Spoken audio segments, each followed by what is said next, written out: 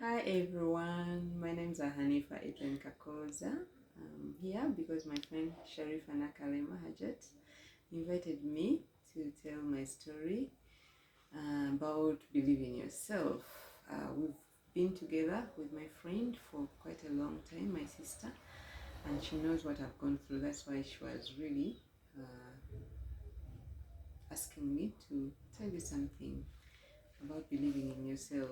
She knows I've always believed in myself and I've made what I am, of course, with the guidance and help of Allah, my creator. Yeah. A married lady born in Uganda with 4 children, and I hold a degree in psychology. I'm here to tell you about my story, what I've gone through to reach where I am, so that probably you can pick something, one or two, to yeah, to help you also believe in yourself and tell your story. Um, yes, I'm the last born in my family, and being the last born, actually, my parents, by the time I reached senior 2, 3, they were already getting old with no jobs, and they had to struggle here and there to look for school fees. But then later on, I got school fees from my sister.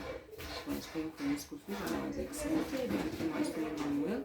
Actually, from senior 1, she was the one looking after me and paying school fees and everything. So I was living with her in Kampala. I was out of the village where I was during my primary when my parents were still looking after me. So things went on. Senior 1 was okay. Senior 2, I was in Uganda Matters High School. But then when it reached senior 3, my sister got an electric shock and she died on spot. Actually, on her way to the hospital. It was a very big turning point. It was so sad. It was, even right now when I talk about it, I feel like tears in my eyes. But anyway, I struggled. I just hold on. I had nothing to do. That is where my struggles actually started from.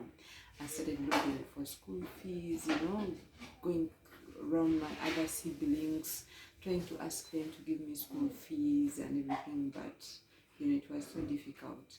One could give me 1,000 shillings, another one 2,000, but I was like, I must study.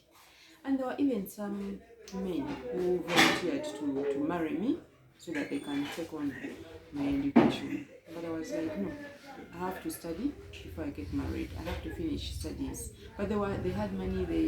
They really were volunteering and were like, let's pay for you school fees. And then yeah, you can accept us. But it was in that era of HIV/AIDS. It was really rampant, and I couldn't just risk myself like that. So I was just gathering here and there, trying to make sure that, whatever this one has given me and this other sister and this other brother, I could gather. But of course, no one was willing to give me all the school fees. I really started suffering.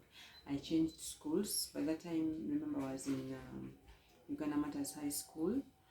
But I had to leave the school and go all the way to Masaka Secondary School. I struggled. My senior 4 was really, really a struggle. You know how candidates in Uganda can really read. I had to read, but even, getting a candle, just a candle to help me read my notes was a struggle. But anyway, I managed. I pushed on and on and on and on. I passed my senior 4, and I wanted to continue to HSC. And yes, I continued. I gathered some fees. I was working during my vacation. I gathered some fees and started senior 5. But did I finish? I didn't finish. I couldn't find any more, not any volunteer to help me with school fees. But there was a government thing in Nkozi, which was offering to free education to take a certificate in teachers training. So I took up that. I decided to just pack my things. I didn't even have a suitcase, you know. And you can imagine a child of that age, 16 years. I mean, a suitcase is something. Carrying your clothes in a kavera, a polythene bag, is something that, you know, is shaming. But I wasn't ashamed. All I wanted is to achieve education. I knew one day, one time, much as I wanted a degree, one day, one time I'll get it. I'll get it slowly by slowly. As I tell you this story, I even feel like tears in my eyes because it wasn't easy at all. But you know, keeping on, believing in yourself, pushing on really can make it. You can do it. You can do it as long as you believe in yourself. My sister Sharifa, Hajat Sharifa Nakalima, has very, very motivational talks on YouTube, on Facebook. Please utilize them. Utilize them.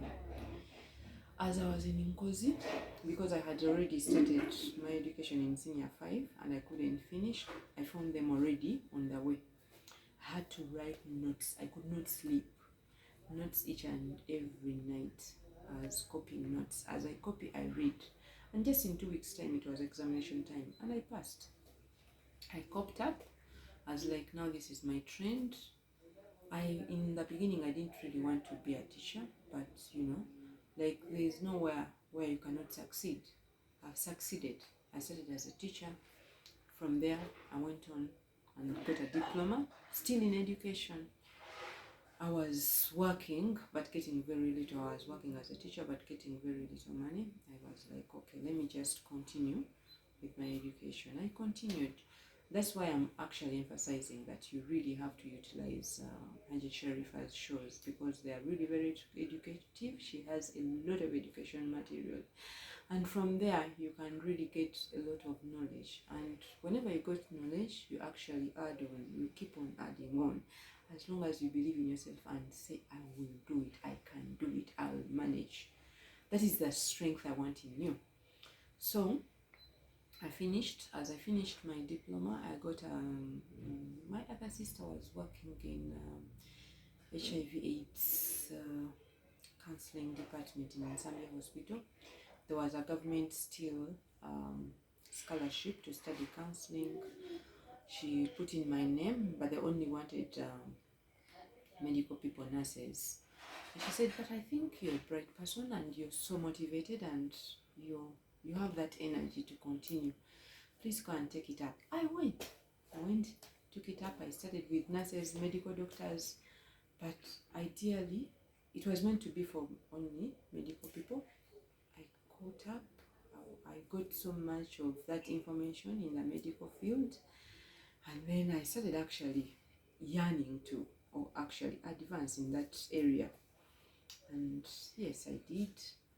I asked for a job in Mulago. There was a clinical research study that was ongoing, which I actually applied. Lucky enough, I passed the interview and I was given a job.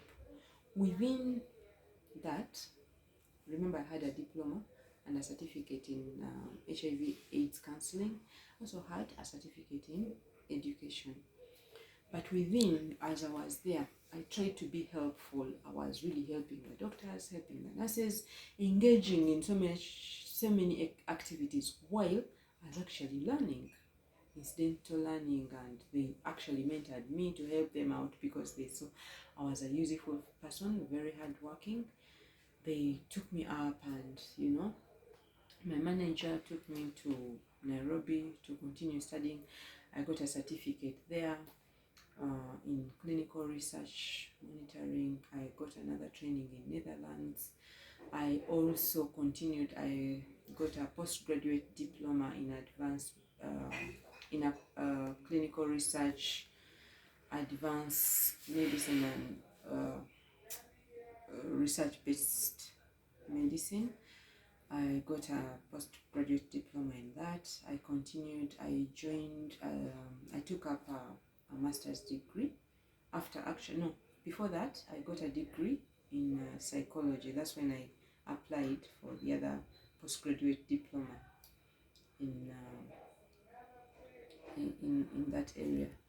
So I graduated in both, got a degree, second class, degree in psychology, and then also got this postgraduate diploma.